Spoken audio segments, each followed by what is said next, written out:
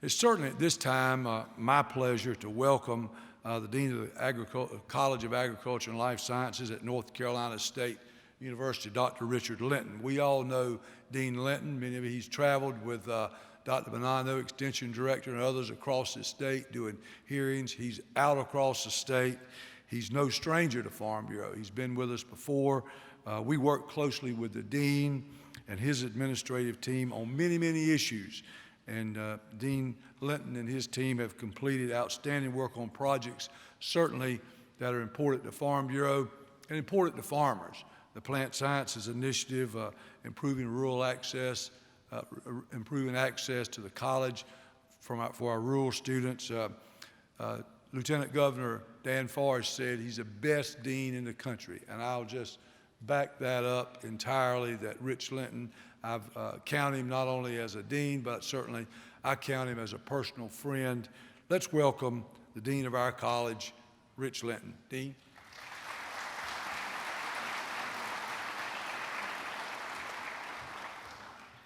Well, good morning, everyone. I bring you very warm welcome from the College of Agriculture and Life Sciences, and I certainly appreciate the opportunity to spend a few minutes to provide some updates about the progress of the college. I always enjoy being a part of this convention, and certainly Monday night and having the ice cream is certainly something I always look forward to.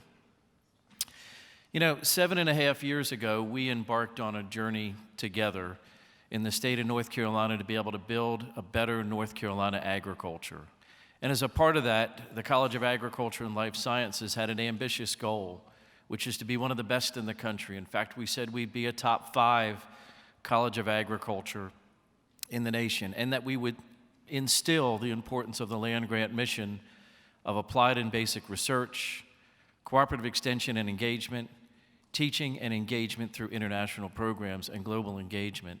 And this was a picture of what we showed in the strategic plan 7.5 years ago, that we focused on 2 important pieces. That's our students, to be able to provide them with the best experience possible so that they're ready to participate and lead in the workforce. And secondly, our stakeholder engagement. At the end of the day, the land-grant university is all about what we can do to improve the lives of our stakeholders and farmers. So I thought this morning I would provide just a couple of quick updates of the highlights of some of the activities in the College of Agriculture and Life Science, and I thought I'd start with what's most important to you, and I would end, which is what is the most coolest to me. So of most importance to you, 7.5, 8 years ago, the biggest challenge that we all had together was not having the opportunity to be able to get kids accepted into the College of Agriculture and Life Sciences for a 4-year degree. And that was especially true for rural communities, Tier 1 and Tier 2 counties, which are the counties that need it the most and the counties that have it the least. 7.5 years ago, we were at 18% acceptance rate. Today, we're at 65% acceptance rate, and these students are equally, if not more, successful. When I finish this job, this will be the most important thing that my team has accomplished during my tenure, and it will be because you brought this issue to my attention and how important it was.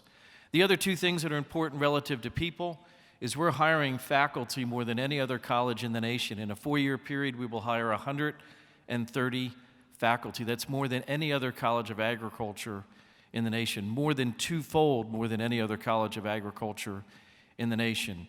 We also have the 4th largest graduate student program as well in the nation, and collectively, these are the 2 things that will drive the research, that will drive the innovation, drive the technologies, and produce the solutions that you need to be able to provide alternative pathways to profitability. From a support standpoint, our college is achieving the highest support that it's had in its history. 7 years ago, we had a goal to be a top 5 college when it comes to research productivity, which was a $75 million aspiration in research support. At the time, we were at $50 million.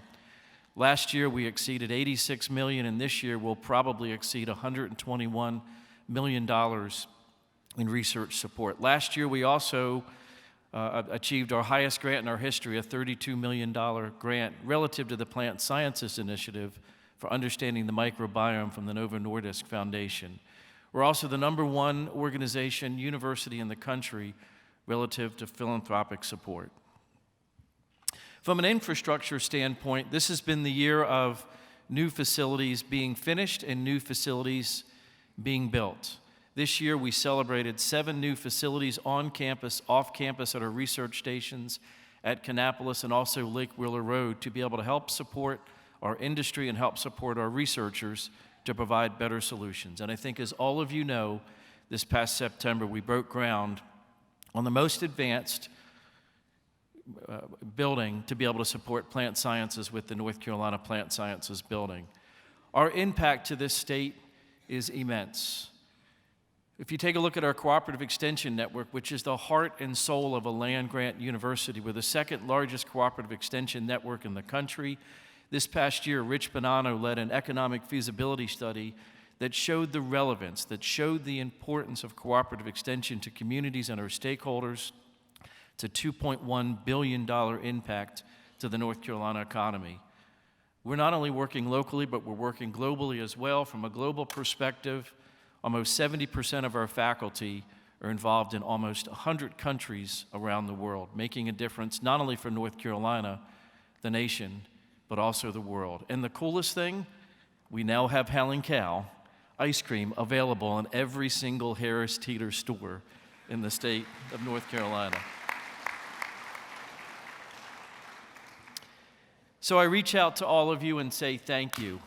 It is the North Carolina Farm Bureau that has worked with us each and every day to help provide the vision, to help provide the advice, to help to provide the advocacy that has helped our college grow, to be able to help provide solutions for your membership. You know, I asked my team to be able to provide a couple of pictures to be able to show the interaction. There were some 2,000 pictures that were pushed my way with the interaction and the collaboration between North Carolina Farm Bureau and the College of Agriculture and Life Sciences. On behalf of everyone on my team, we greatly thank the North Carolina Farm Bureau. As we finish this morning, we did have a very special day. September the 6th, 2019 might have been the most important, most significant, most valuable day for the College of Agriculture and Life Sciences at NC State University with the groundbreaking activity of the North Carolina Plant Sciences Building. And, you know, when you look at the picture to the right, Larry Wooten and North Carolina Farm Bureau were absolutely critical in making this a success. When I take a look at leadership, there's 3 things that I think are critically important in helping to move an organization move forward.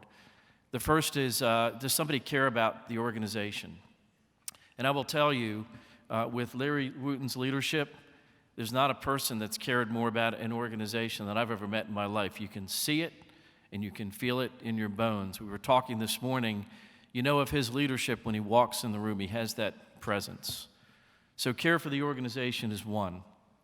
Number 2 is, do you make a difference in the organization? I think it's clear the difference that Larry Wooten has made in this organization over the past 22 years has been immense. Just taking an example of the North Carolina Plant Sciences Initiative building, I will tell you, without North Carolina Farm Bureau support and without the specific leadership of your leader, $85 million in a bond package doesn't happen.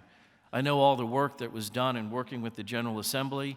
I know also all the work that was done in reaching out to all of the counties to ensure that that bond package was messaged right so that it was successful.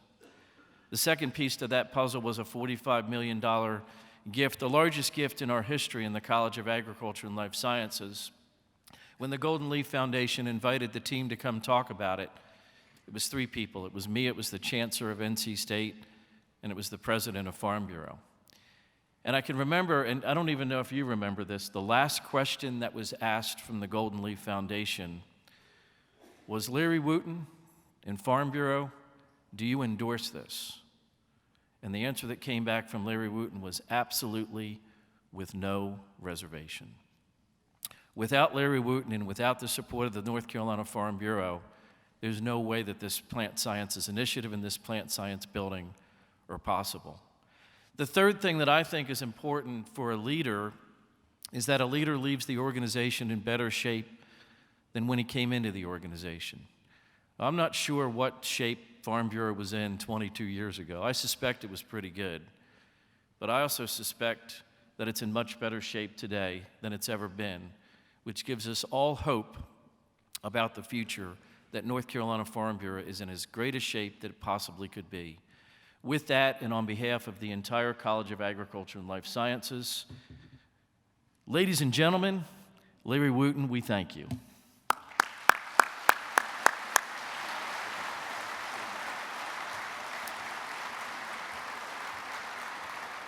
Before I leave this stage this morning, the College of Agriculture and Life Sciences has a gift of appreciation, not for Larry Wooten. We have a gift of appreciation for the entire North Carolina Farm Bureau membership. We have a commemorative shovel from the North Carolina Plant Sciences Initiative building groundbreaking event, and we would like to present it this morning to Larry Wooten on behalf of the entire College of Agriculture and Life Sciences.